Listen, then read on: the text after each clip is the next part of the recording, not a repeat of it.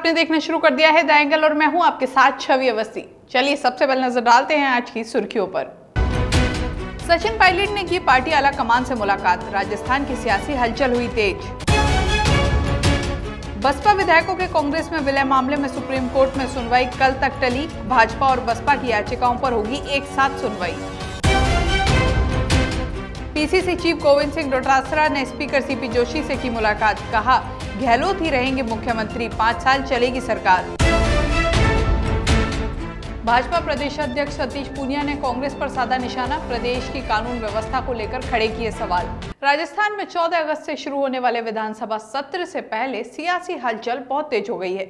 इसके पहले सियासी हलचल तेज हो गई। सचिन पायलट ने दिल्ली में वेणुगोपाल राव, राहुल और प्रियंका गांधी से मुलाकात की। दोनों नेताओं के बीच करीब 1.5 घंटे तक बातचीत हुई। पायलट की कांग्रेस में वापसी का फॉर्मूला तलाशा जा रहा है, लेकिन पार्टी ने साफ किया है कि मुख्यमंत्री पद के बारे में कोई बात नहीं होगी। पायलट अगर लौटना चाहें तो एडजस्टमेंट के लिए कुछ समय इंतजार भी करना पड़ेगा। इस मुद्दे को लेकर कांग्रेस की 3 सदस्यीय कमेटी फैसला लेगी। पायलट गुट के सभी विधायक भी लगातार कह रहे हैं कि हमारी नाराजगी पार्टी से नहीं बल्कि मुख्यमंत्री अशोक गहलोत से है। देश के कई राज्यों में इस समय बाढ़ के कारण काफी बुरे हालात हैं। प्रधानमंत्री नरेंद्र मोदी ने सोमवार को बाढ़ की स्थिति की समीक्षा के लिए 6 राज्यों के मुख्यमंत्रियों के साथ वीडियो कॉन्फ्रेंसिंग के जरिए बातचीत की। दक्षिण पश्चिमी मानसून और वर्तमान में बाढ़ की स्थिति से निपटने के लिए की गई तैयारियों की समीक्षा के लिए प्रधानमंत्री मोदी ने 6 राज्यों के असम, बिहार, उत्तर प्रदेश, महाराष्ट्र, कर्नाटक और केरल के मुख्यमंत्रियों के साथ एक बैठक की। पीएमओ से मिली जानकारी के अनुसार बैठक के दौरान पीएम मोदी ने बाढ़ के पूर्वानुमान और चेतावनी प्रणाली पर सुधार के लिए नवीन तकनीकों का व्यापक उपयोग करने पर जोर दिया। बसपा से कांग्रेस में आए 6 विधायकों के मामले पर सुप्रीम कोर्ट में सुनवाई आज टल गई है। अब 11 अगस्त को सुनवाई होगी। भाजपा विधायक मदन दिलावर ने हाईकोर्ट के डिवीजन बेंच के 6 अगस्त के आदेश को चुनौती देते हुए सुप्रीम कोर्ट में पिटीशन फाइल की है। उनकी अपील है कि 14 अगस्त से शुरू हो रहे विधानसभा सत्र में बसपा विधायकों की वोटिंग राइट्स पर रोक लगाई जाए। दूसरी तरफ बसपा ने भी इस मामले को हाईकोर्ट से सुप्रीम कोर्ट में ट्रांसफर करने की अपील की थी। अब दोनों अर्जियों पर मंगलवार को सुनवाई होगी। देश भर के विश्वविद्यालयों में फाइनल ईयर की परीक्षा करवाने वाली याचिका पर सुप्रीम कोर्ट में आज सुनवाई हुई। यूजीसी ने कोर्ट में दिल्ली और महाराष्ट्र सरकार के परीक्षा रद्द करने पर सवाल उठाया। यूजीसी की ओर से सॉलिसिटर जनरल तुषार मेहता ने कोर्ट में कहा कि परीक्षा आयोजित की जाए या नहीं, ये फैसला यूजीसी ही कर सकता है, क्योंकि केवल यूजीसी ही डिग्री प्रदान कर सकता है। तुषार मेहता ने कहा कि इस मामले में सुनवाई की जाए। अब एक बार फिर सुनवाई 14 अगस्त को होगी। डीएम के सांसद कनिमोझी से भाषा के चलते हुए दुर्व्यवहार का मामला अब सियासी हलकों में तेज हो गया है। अब कर्नाटक के पूर्व मुख्यमंत्री एचडी कुमारस्वामी और कांग्रेस के वरिष्ठ नेता पी चिदम्बरम ने भी कहा कि हिंदी भाषा को लेकर उनसे भी भेदभाव किया जाता है। कुमारस्वामी ने लिखा कि हिंदी पॉलिटिक्स के चलते दक्षिण भारत के नेताओं से मौके छीन लिए जाते हैं। वहीं पूर्व केंद्रीय मंत्री पी चिदम्बरम ने कहा कि हिंदी बोलने को लेकर वे कई सरकारी अधिकारियों और आम लोगों के भी तंज झेलते रहते हैं।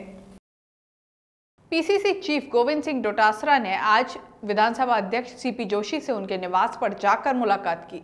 जोशी से मुलाकात के बाद उन्होंने मीडिया से बातचीत की। इस दौरान सियासी घटनाक्रम में मुख्यमंत्री बदले जाने की संभावना पर डोटासरा ने कहा कि गहलोत ही मुख्यमंत्री रहेंगे और सरकार पूरे 5 साल चलेगी। डोटासरा ने कहा कि बसपा विधायकों के मामले में कांग्रेस पार्टी पक्षकार बनेगी, क्योंकि ये सभी विधायक कांग्रेस की सदस्यता ग्रहण कर चुके हैं और अब कांग्रेस के सदस्य होने के कारण पार्टी कोर्ट में इनकी पक्ष में जिरह करेगी। बागी खेमे से बातचीत को लेकर डोटासरा ने कहा कि उनसे कोई बातचीत नहीं हुई है। बागी विधायक अपनी मर्जी से यहां से गए थे और अब उनकी पार्टी हाईकमान से मुलाकात के बाद ही वापसी हो सकती है। उन्होंने कहा कि हाईकमान जो निर्णय लेगा वो हम सबको मंजूर होगा। राजस्थान विधानसभा का सत्र 14 तारीख से आहूत हुआ है और हम आज यहाँ जयपुर आए तो माननीय अध्यक्ष जी से, हमारे सचेतक जी और माननीय संयम लोढ़ा जी, हम सब ने चर्चा की है कि किस प्रकार से शांतिपूर्वक सदन चले, राजस्थान की जनता के मुद्दों के ऊपर चर्चा हो, कोरोना पे चर्चा हो, गरीब मजदूर जिसके खाने की दिक्कत हो, उसके पीड़ा हो, उसकी चर्चा हो, राजस्थान के विकास की चर्चा हो। और जिस प्रकार से पूरे देश में, राजस्थान में मुख्यमंत्री अशोक गहलोत के नेतृत्व में सरकार कोरोना के मामले में बहुत अच्छा कर रही है और जो अच्छे फैसले किए हैं उनके ऊपर चर्चा हो और उसमें कोई कमी खामी अगर विपक्ष बताए तो उसके ऊपर उसकी समस्या का समाधान हो। मैं समझता हूँ इसके लिए शांतिपूर्वक सदन चले और जनता के मुद्दों की यहाँ पर बड़े तरीके से बात हो, विपक्ष अपनी बात रखे, सत्ता पक्ष और सरकार अपनी बात रखे। इसके लिए हमने माननीय अध्यक्ष जी से मुलाकात। प्रदेश में खाद्य सुरक्षा कानून के अंतर्गत आने वाले गरीब परिवारों में से यदि कोई कोरोना संक्रमित होता है तो उसे निजी अस्पताल में अब मुफ्त इलाज मिलेगा। इसी कड़ी में खाद्य सुरक्षा के दायरे में आने वाले परिवारों को मुख्यमंत्री अशोक गहलोत ने बड़ी सौगात दी है। चिकित्सा मंत्री डॉक्टर रघु शर्मा ने बताया कि प्रदेश में राष्ट्रीय खाद्य सुरक्षा से जुड़े लोग कोरोना पॉजिटिव चिन्हित पाए जाते हैं तो वह किसी भी निजी अस्पताल में भी इलाज ले सकते हैं। इस दौरान आने वाले खर्च का पूरा पुनर्भरण सरकार द्वारा किया जाएगा।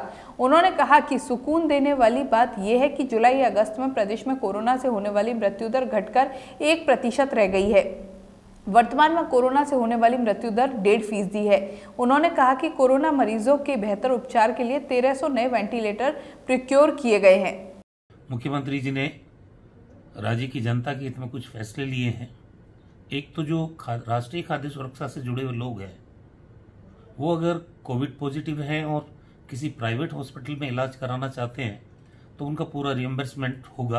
राजस्थान के अंदर 1300 नए वेंटिलेटर्स और प्रिक्योर किए गए हैं जिनमें कुछ पोर्टेबल है और कुछ दूसरे हैं। हालांकि वेंटिलेटर्स की हमारे यहाँ पर्याप्त संख्या मौजूद है, लेकिन पॉजिटिव केसेस की संख्या जिस रूप में बढ़ रही है उसको देखते हुए दूसरा हमने जो एंटीजन टेस्ट के बारे में पहले बात की थी कि इनकी कितनी सार्थकता है, एक्यूरेसी कितनी है इनकी, हमने जिस कंपनी कोरियन कंपनी को आईसीएमआर ने अप्रूव किया उनसे हमने ये किट लेने की भरसक कोशिश की, लेकिन उन्होंने हमको उपलब्ध नहीं कराया। तब हमने एक प्राइवेट अस्पताल से पब्लिक इंटरेस्ट में ये 200 किट ली। एक ओर जब भाजपा बाड़ेबंदी करने में व्यस्त है, वहीं आरएलपी संयोजक हनुमान बेनीवाल का आज एक बड़ा बयान आया। वहीं आरएलपी संयोजक हनुमान बेनीवाल ने बाड़ेबंदी शब्द पर ही ऐतराज जताया है। उनका कहना है कि बाड़ा तो पशुओं का होता है क्योंकि पशु वहां रहते हैं, जबकि विधायकों का नहीं। उन्होंने कहा कि विधायकों पर नजर रखना जरूरी है। आरएलपी विधायकों की मंगलवार को जयपुर में एक बैठक होगी। बैठक में भाजपा विधायकों के साथ रुकने पर फैसला होगा। चलिए अब बात कर लेते हैं बीजेपी की। तो भाजपा के प्रदेश अध्यक्ष सतीश पूनिया ने आज भाजपा मुख्यालय पर प्रेस वार्ता की। प्रेस वार्ता में पूनिया ने कहा कि कांग्रेस को 31 दिन तक चले घटनाक्रम का हिसाब देना चाहिए। भाजपा प्रदेश अध्यक्ष पूनिया ने कानून व्यवस्था को लेकर भी सवाल खड़े किए। 124 एक ही राजद्रोह की धारा लगाना सरकार की नीयत पर शक पैदा करती है। संकट के इस समय में कांग्रेस आला कमान की कमजोरी उजागर हुई है। कांग्रेस पार्टी अपना राष्ट्रीय अध्यक्ष नहीं चुन पाई। कांग्रेस की ओर से बार बार यू टर्न लिया जा रहा है। राहुल गांधी को यू टर्न चैनल खोल लेना चाहिए। ताज्जुब की बात यह है कि 31 दिन इस पूरी रामलीला के 31 दिन तक न भाई जागा न बहन जी जागी और उससे पहले बेचारी कांग्रेस लगातार इधर से उधर भागी। लेकिन जनता के हाथ में क्या आया? तो मैंने कहा कि एक तो 31 दिन का ऑडिट होना चाहिए जनता की अदालत में। अशोक गहलोत जी को जो भाषण दिए उसका हिसाब और कुल मिलाकर एयरपोर्ट और सूर्यगढ़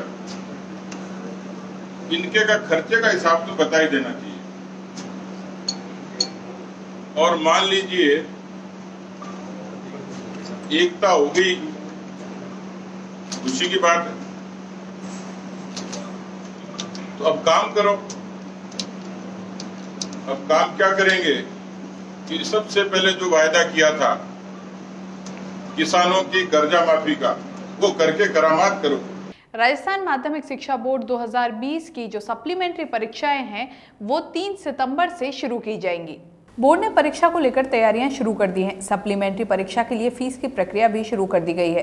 बोर्ड की 12वीं और 10वीं की पूरक परीक्षा के लिए 1,17,000 से ज्यादा परीक्षार्थी पंजीकृत हैं।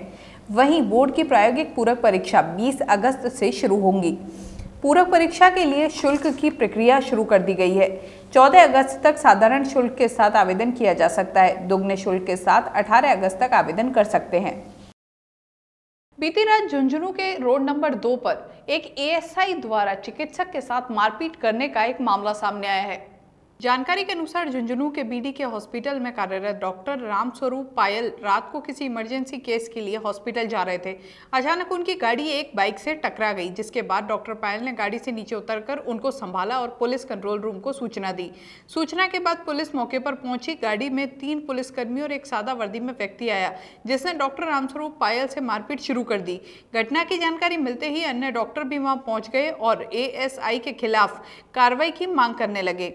चिकित्सकों ने मेडिकल जांच की मांग की, परंतु पुलिसकर्मियों ने कोई कार्रवाई नहीं की। कार्रवाई नहीं होने से नाराज चिकित्साकर्मियों ने ओपीडी में कार्य का बहिष्कार करते हुए मरीजों को नहीं देखा। चिकित्सकों ने जिला कलेक्टर और एसपी को ज्ञापन सौंपा। बिजरोल खेड़ा के श्री ब्रह्म ऋषि खेतेश्वर महातीर्थ धाम पर आज वृक्षारोपण किया गया। इस कार्यक्रम में सभी ग्रामवासियों ने सोशल डिस्टेंसिंग की पालना की। वृक्षारोपण के बाद एक आम सभा का आयोजन किया गया। इस सभा में निर्णय लिया गया कि वर्षाकाल के दौरान पूरे गांव तथा गोचर भूमि में वृक्षारोपण किया जाएगा। दीनदयाल जी महाराज ने प्रेम सिंह रायथल को जानकारी देते हुए बताया कि पहले ही दिन पुराना गाँव कुआ के पास परम पूज्य दीनदयाल जी महाराज व बिजरोल खेड़ा सरपंच मंगल सिंह राजपूत के नेतृत्व में वटवृक्ष व नीम के पौधों का रोपण किया गया है। इस बुलेटिन में बस इतना ही। अगर आपको हमारा ये वीडियो पसंद आए तो हमारे चैनल को सब्सक्राइब करना ना भूलें। नमस्कार।